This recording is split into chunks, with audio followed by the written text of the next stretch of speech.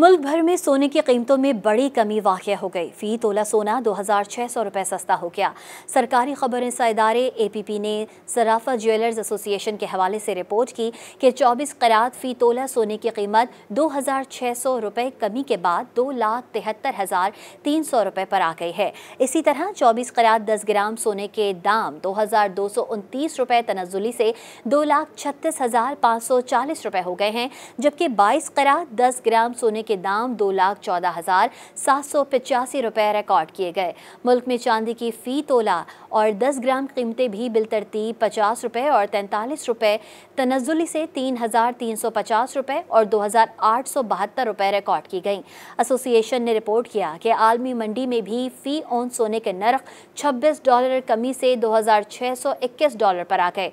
गुज़िश्ता रोज़ 18 दिसंबर को 24 क़रात फ़ी तोला सोने की कीमत 1,000 रुपये इजाफे से 2,75,900 रुपये और 24 क़रात 10 ग्राम सोने की कीमत 852 रुपये बढ़कर 2,26,540 रुपये हो गई थी, जबकि इससे एक रोज़ कबल 17 दिसंबर को फ़ी तोला सोने की कीमत 21 रुपये कम हुई थी और फ़ी तोला सोना 2,74,900 रुपये का हो गया था।